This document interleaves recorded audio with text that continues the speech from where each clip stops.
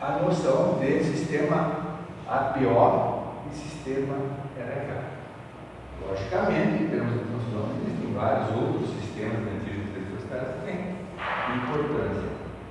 Mas, em termos de gratuidade das complicações, o sistema APO ainda é o mais importante em termos de transfusão. O sistema ARH, além de ele poder dar reações transfusionais, ele tem um grande problema, principalmente em mulher, de sensibilização, ou seja, formação de anticorpos contra os antígenos não presentes nas hemácias de peso. Quando foi descoberto o sistema ABO, é só histórico, mas é interessante. Landstein, em 1900, ele trabalhava no laboratório e ele pegou o sangue dele e separou plasma e hemácias. E daí ele misturou o plasma de um e a hemácia do outro. Então, ele pegou 4, o sangue dele mais 4 colegas que trabalhavam com ele e misturou o plasma com as hemácias. E ele notou que em algumas situações não aglutinava. Em outras situações havia aglutinação.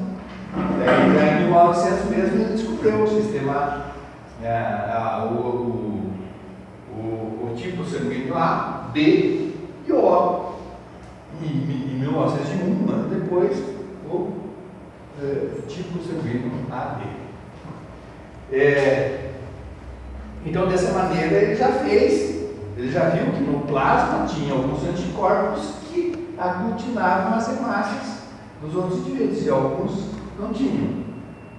É importante lembrar, voltando ainda, em 1939, ou seja, 39 anos depois, é que foi descoberto o primeiro anticorpo do sistema RH. De que maneira? Então, uma gestante que já tinha tido um filho teve uma hemorragia muito importante na segunda gestação, por ocasião do parto do paciente, e até então eles conheciam só o sistema ABO. E o esposo dela era mesmo o grupo ABO dela. Então, o que aconteceu? Foi tirado o sangue do esposo e feito na mulher. E ela teve uma reação transfusional hemolítica grave. Por quê?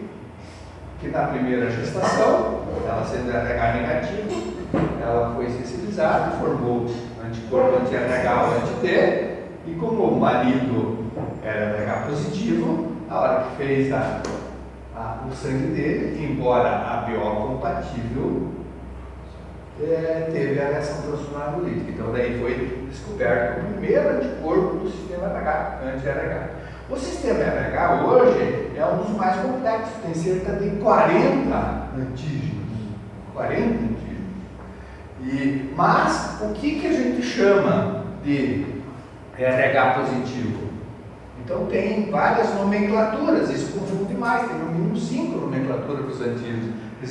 Um antígeno RH, B, daí tem 1, 2, 3, 4, 5, a numérica e assim por diante.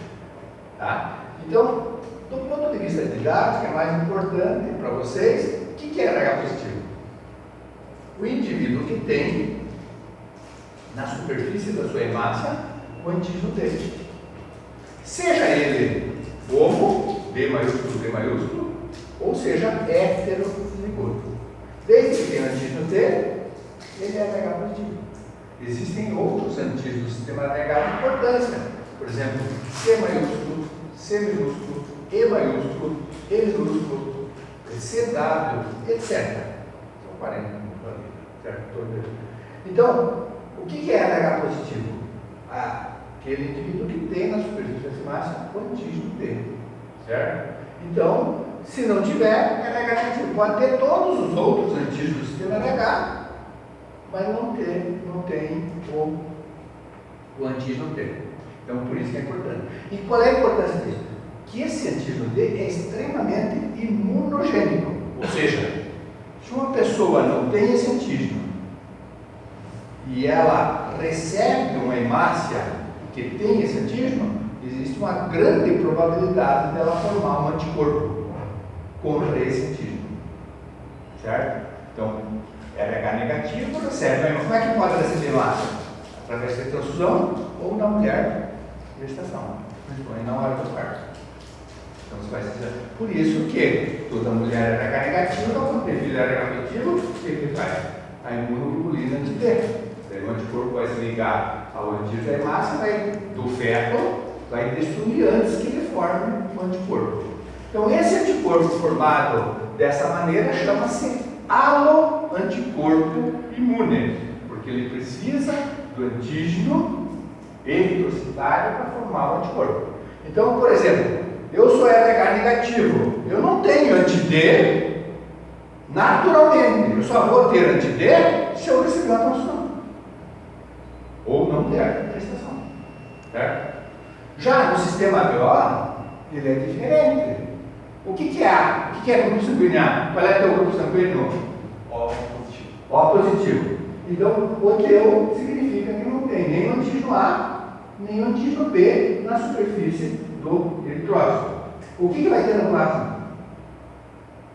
Anti-A e anti-B.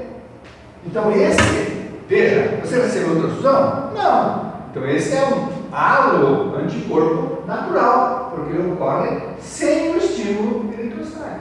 Então, no sistema BO, o indivíduo vai formar anti-A, anti-B. Qual é a explicação? A explicação é que o indivíduo, quando nasce, ele só tem os antígenos na superfície do eritrócito. Daí ele se expõe a antígenos externos. Então, por exemplo, quando eu nasci, minha hemácia tinha antígeno A. Daí eu me expus a antígenos externos semelhantes ao antígeno A.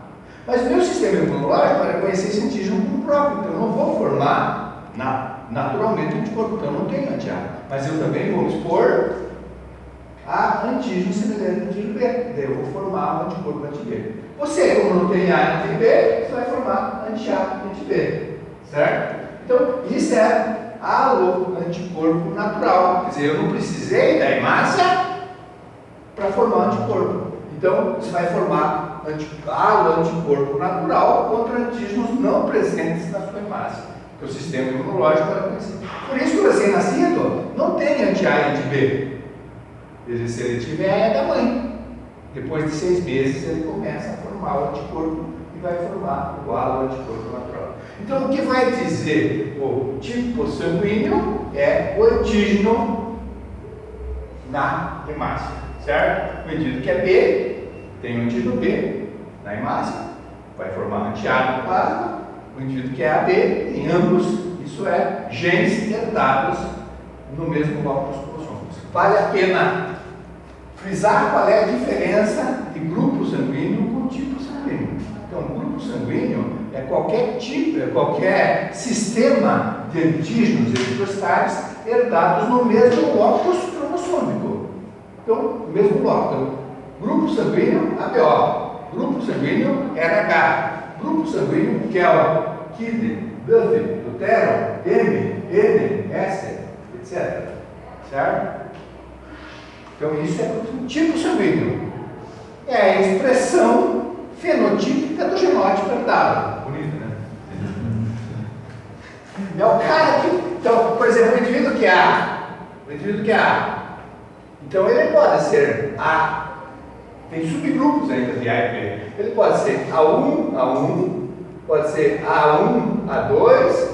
Pode ser A2, A2. E pode ser A1O, A2O. Então, isso aqui, mas de qualquer maneira, ele é A. Então, o fenótipo, o tipo sanguíneo dele é A, mas ele pode ter vários genótipos, dependendo da herança que ele tem. Então, você que é O, você herdou O e O, certo?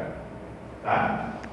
Então, isso é grupo sanguíneo e tipo sanguíneo, certo? Então, vamos lá. Tudo bem? Outra coisa então. O anticorpo é o anticorpo que o indivíduo forma contra antígenos não presentes nas suas hemácias. Vamos falar de hematologia, né? Isso vale para todos. O anticorpo, o indivíduo que é A vai formar anti-B naturalmente, ou o No caso do RH, vai formar anti-D de uma maneira imune. Quer dizer, qual é a diferença do natural? O natural não precisa do estímulo eletrostático. O imune precisa do anticorpo. Então, o indivíduo que é RH negativo, ele não tem naturalmente anti-D, anti-RH.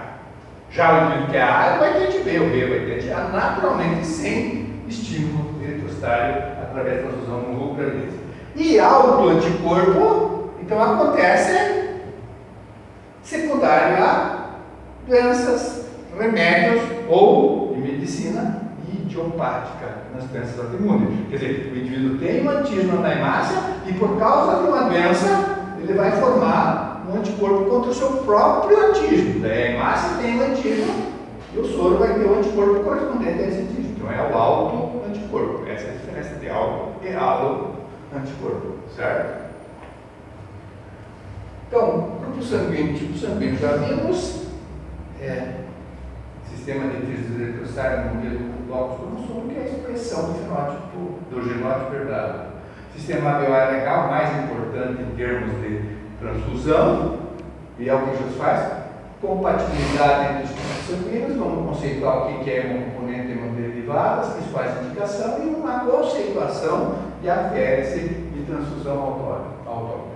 Claro que em medicina transfuncional existem outros antígenos, mas os mais importantes ainda continuam sendo o ABO em primeiro lugar, o sistema RH. ABO, principalmente porque se você fizer uma transfusão incompatível, você vai fazer coagulação intracelular disseminada e o indivíduo pode morrer dependendo das complicações. O sistema RH, além de reações transfusionais graves, ele pode sensibilizar as pessoas. Então, principalmente em mulheres, é de importância por causa da gestação dos filhos. A mulher negativa formou um anti-D com a transfusão, na primeira gestação ela pode ter doença multiprocinada, porque daí de forma IgG, que é uma molécula pequena, ultrapassa a barreira e vai se ligar à hemácia do feto. Né? Tá? Então aqui só para resumir, quando você vai fazer a tipagem ABO e ABH, você pode fazer de duas maneiras. Você pega uma hemácia que você não sabe qual é o antígeno que tem, você vai usar um anticorpo conhecido. Então, você tem uma hemácia, você vai põe anti-A, não aglutinou, significa que essa hemácia não tem um antígeno A. Coloca a mesma hemácia contra um soro anti-B, anticorpo anti-B, aglutinou, significa que tem esse antígeno nessa hemácia. Então, essa é a chamada tipagem ou determinação direta, em que você vai determinar diretamente o antígeno presente na hemácia usando o anticorpo conhecido. Ou você pode fazer a determinação reversa e inversa. Você vai pegar o plasma, que tem um anticorpo, não sei qual é, e vai pôr frente a hemácias de um antígeno conhecido, hemácia A1 e hemácia B. Então você vai pôr o plasma frente a uma hemácia A. Aglutinou significa que esse plasma tem anticorpo anti-A. Pega o mesmo plasma, põe para a hemácia B, aglutinou, significa que tem anti-B. Qual é o tipo sanguíneo que tem anti-B? Ó, entendeu? Então, daí você determina um anticorpo presente no plasma e indiretamente você vai saber qual é o antígeno que tem na hemácia desse indivíduo. Então, em banco de sangue, exceto em recém-nato, você faz sempre a determinação direta e a reversa, porque você não pode, para você diminuir a margem de erro. Então, sempre, numa situação normal, vai coincidir a tipagem direta e a reversa. Se não houver, se tiver discrepância, daí você tem que primeiro ver o que está acontecendo nessa discrepância. Existem várias situações que podem ter discrepância, que a gente evidentemente não vai falar hoje. Tá? Então veja lá, o grupo O, o que tem na hemácia? Não tem antígeno A, não é que não tem antígeno. Não tem antígeno A, não tem antígeno B. Tem, por exemplo, no grupo O, tem antígeno H, que é o precursor do A e do B. E tem vários outros antígenos, certo? Tem vários outros antígenos, mas ele não tem o antígeno A e o antígeno B, certo? Então, o genótipo só pode ser O. E o indivíduo vai ter, claro, os anticorpos, porque a hemácia não tem o antígeno, então ele vai formar o anticorpo. Já o indivíduo A tem o antígeno A na hemácia, o genótipo pode ser aqui de uma maneira bem simplista, a A e a O, mas tem subgrupos de A e subgrupos de B, como eu já falei. E no plasma, então, vai ter o anti-B. O B, da mesma forma, e o indivíduo que tem antígeno A e antígeno B na hemácia, então ele não vai ter anticorpo anti-A e anti-B, podendo ter outros anticorpos. Vejam aqui, ó, quando você faz a tipagem, então vejam, você pega o grupo A, por exemplo, se eu vou usar anti-A, vai ter a continuação, reação com hemácias do paciente. Você vai pôr soro anti-A contra a hemácia do paciente, aglutinou.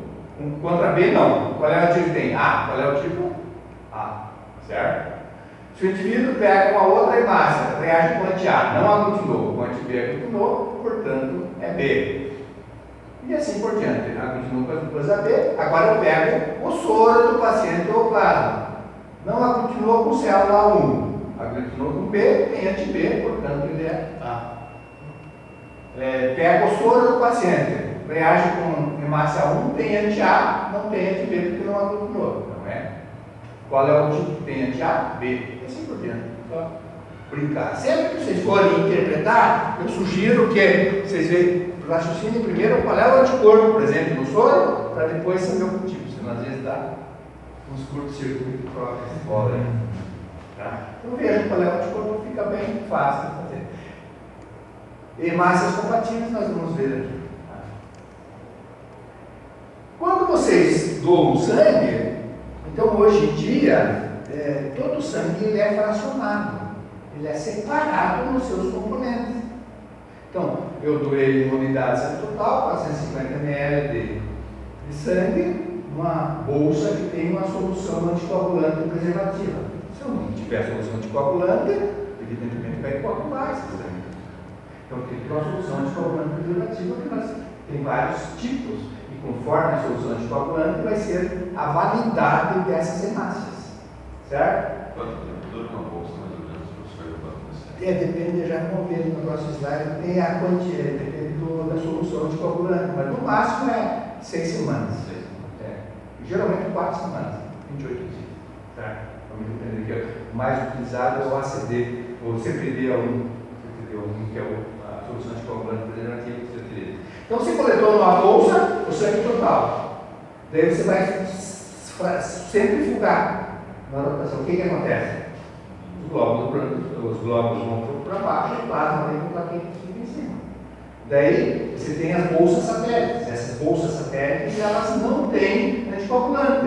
Então a hora que você centrifuga, sentimento, você pode transferir o plasma de plaquetas para outra bolsa em sistema fechado, sem contato com o ar. Então você vai ter concentrado de glóbulos e plasma de plaquetas. Você pega esse plasma de plaquetas, centrifuga numa rotação X, no tempo X, o que vai acontecer? A plaqueta vai para baixo, o plasma fica para cima, se transfere o plasma para outra bolsa, você vai ter então, concentrado de glóbulos, que é o que a gente usa quando se pega concentrado de massa, é esse.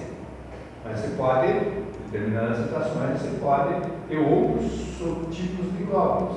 Você pode pegar esse concentrado de glóbulo e tirar os leucócitos. Você passa num filtro e tira os leucócitos. Você vai ter concentrado de massas desleucocitados, sem os leucócitos. Os leucócitos são causas de reações transfusionais. O indivíduo que recebeu uma transfusão com leucócito ele pode formar anticorpo contra os antígenos leucocitários. Daí, uma próxima transfusão, ele vai ter febre, por exemplo, em decorrência da transfusão.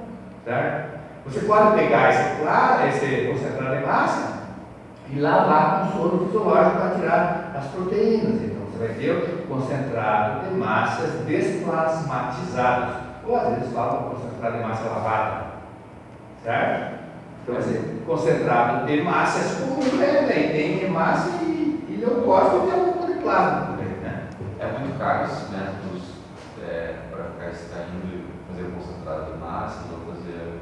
Não são caros. O que são mais caros no banco de sangue? Primeiro, a bolsa e os testes sorológicos, que são obrigatórios você fazer. Então, por isso que aqui na Santa Casa, no Monte Jesus, tinha um banco de sangue próprio. Agora não tem, você tem convênio com a Emepar. Porque a partir de janeiro do ano passado foi obrigado a fazer os testes chamados NATs, teste de ácido nucleicos para hepatite C e HIV, que são as principais doenças que podem ser transmitidas através da transfusão. Porque a hepatite C, ela tem um período de incubação longo, então o indivíduo pode estar infectado, você vai pegar o exame anterior detectava anticorpo, se o cara não tem anticorpo vai dar negativo, mas daí o sangue que está contaminado vai transmitir a hepatite C. Tanto é que a hepatite C pós-transfusão mais frequente, a hepatite mais transfusional mais frequente é a hepatite C em 90% dos casos. Hepatite B quase não, porque é hepatite B. Então vocês vai fazer os testes sorológicos que você vai fazer. E daí você tem que fazer, quando você vai fazer transfusão de massa, você tem que fazer, além da determinação alveolar do indivíduo, você vai ter que fazer provas cruzadas, etc. Podemos comentar.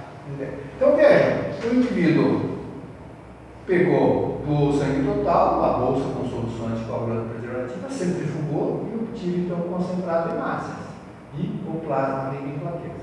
Esse concentrado de massa, posso passar no filtro, tirar os leucócitos, posso lavar com soro fisiológico em ambiente estéreo, fluxo laminar e vou retirar as proteínas dependendo das indicações. O plasma maligno em plaquetas, então eu posso centrifugar na rotação X no tempo X e vou obter o concentrado de plaquetas e o plasma, eu retirei as plaquetas. Se eu congelar esse plasma até 8 horas após a coleta, eu vou ter então o plasma fresco congelado. O que é plasma fresco congelado? É aquele plasma que vai preservar a atividade de todos os fatores de coagulação. Se eu não congelar até 8 horas, os fatores láteis, que são os 5 e o 8 da coagulação, perdem a atividade. Então, eu não vou ter a atividade desses fatores láteis da coagulação se eu não congelar esse plasma até 8 horas após a coleta. Certo? Então, o plasma fresco congelado, daí você mantém ele a menos 20, menos 30 graus e ele preserva a atividade dos fatores de coagulação. O plasma que não é congelado é chamado plasma de 24 horas. Ainda, além disso, nós podemos retirar desse plasma, dependendo da necessidade do banco de sangue, nós podemos retirar do plasma aqui o crioprecipitado. Então eu congelo esse plasma menos 20, menos 30, eu descongelo em geladeira, que é mais 4 graus, e daí eu centrifugo numa rotação X, um tempo X a mais 4. Temperatura fria. Então a centrífuga tem que ter controle de temperatura. O que acontece? Existe precipitação, por isso que chama crioprecipitado. O que tem nesse crioprecipitado? Fator 8, fator de von Willebrand, fibrinogênio, fibronectina, são esses os fatores que tem isso aí. Então quando eu quero repor fator 8 crioprecipitado, por exemplo, uma população intravascular disseminada, que às vezes você precisa, você vai pôr crioprecipitado, vai ter fibrinogênio, com a população intravascular que consome fibrinogênio, você vai ter fator 8, fator de von Willebrand, fibronectina. Então são esses os fatores que tem na finalizar. Daí você mantém congelado também. Até, vocês viram, antigamente a gente usava sangue total, hoje em dia não existe mais sangue total. Se o indivíduo tem anemia, o que ele precisa? De massas. Se ele tem plaqueta baixa, precisa concentrar a plaqueta. Se ele tem herpetoplatia, funcionamento, precisa fator de coagulação, a plasma fresco congelado. Então, uma doação, eu posso obter 4 produtos. Certo? E vou usar para a diferença. Qual é? Então, isso só traz vantagem, exceto uma. Se o sangue estiver contaminado, eu vou contaminar 4 pessoas. Por isso que tem que ter os testes extremamente sensíveis para ter o mínimo de risco de transmissão de doenças. Né? Observem que hemocomponentes estão em vermelho, e tem hemoderivados em azul. Então, hemocomponentes são aqueles produtos obtidos de uma unidade de sangue total, utilizando-se processos físicos. Vejam que eu usei centrifugação, filtração, lavagem, etc. Certo? Para a produção dos hemoderivados, eu preciso, além dos processos físicos, de processos químicos. E esses hemoderivados, eles são produzidos por grandes laboratórios. Por exemplo, a Bayer pega um pool de plasma e daí vai separar a albumina, o fator 8 de coagulação para hemofilia A, o fator 9, né? E daí você vai ter um frasquinho, um pozinho, um diluente que diz, ó, fator 250 unidades de fator 8. Eles fazem, digamos, uma suspensão. Não, daí você dá um pozinho, daí você tem um diluente, na hora de fundir se dilui, você tem. Esse é concentrado de fator 8 liofilizado, concentrado de fator 9 liofilizado, complexo protomínico, tem fator 2, 7, 9, 10, que são os dependentes de vitamina K. Então você pode ter antitrombina 3, os grandes você pode ter cada um dos componentes. Daí vocês vão pensar, mas o cara vai pegar um pool de doadores, a chance de transmissão de doenças vai ser maior. E não é verdade, porque esses grandes laboratórios, além dos testes sorológicos, eles fazem processos de inativação viral, sejam eles físicos ou químicos. Então, por exemplo, um dos métodos é pasteurização líquida a 60 graus durante 10 horas. Então, isso aí inativa qualquer vírus. Então, se o soro, se o indivíduo estiver contaminado com hepatite C, e você, com esse processo, você mata o vírus e não vai transmitir a doença. Então, os hemoderivados são muito mais seguros em termos de transmissão de doença do que os hemocomponentes. Porque os hemocomponentes eu só faço os testes sorológicos se tem uma pequena margem, apesar que os testes hoje são muito sensíveis, então é muito incomum você ter transmissão de doença, mas é possível. Por exemplo, mesmo os NATs, os testes de ácido nucleico, você tem uma janela imunológica. Você tem, dependendo da quantidade, mas eu vou detectar o antígeno. Mas para você detectar esse antígeno, você tem que ter um número X de antígeno. E tem a falha técnica, ainda tem cada um dos métodos. Então, não existe nenhuma transfusão que não tenha um pequeno risco. Então, o que são os hemoderivados? São os produtos obtidos através do plasma, através de processos físicos e químicos, que vai ter o concentrado, vai ter o produto albumina humana. A albumina humana você já viu, certo? Essa área é albumina humana. Você retira daqui, purifica e retira. Globulina. A vacina contra varicela surgiu há uns 3, 4 anos atrás. Né? Então, quando a gente tinha imunossuprimido, que pegava varicela, que é uma doença grave, você poderia usar, por exemplo, ou para hepatite B, globulina hiperimune anti-varicela, ou globulina hiperimune anti-vírus de hepatite B. Certo? O que é? É uma globulina com altos títulos de anticorpos contra aquele agente infeccioso. Hoje em dia se usa muito pouco, porque tem muito mais vacina, você já usa a vacina para diferente. Aqui daí você vai dar o anticorpo pronto, para combater imediatamente. Ah, mas você não pode dar vacina? Pode, só que a vacina vai demorar algum tempo, ainda mais no imunossuprimido, não sei nem se vai formar anticorpo, né? Tá? Então, a separação, sangue total, processos, é importante saber a diferença de hemocomponentes e hemoderivados. Hemoderivados são produtos obtidos a partir do plasma por grandes laboratórios utilizando processos físicos e químicos. Então, concentrado de fatores de coagulação, concentrado de fator 8, concentrado de fator 9, etc. Aqui tem vários tipos. Tem alguns concentrados de fator 8, por exemplo, que tem fator de concentrante, tem outros que não tem. Tem vários tipos de... E esse aqui só tem um local que é feito no Brasil, que é em Pernambuco. O resto é tudo importado. E está só para no Brasil. Sim.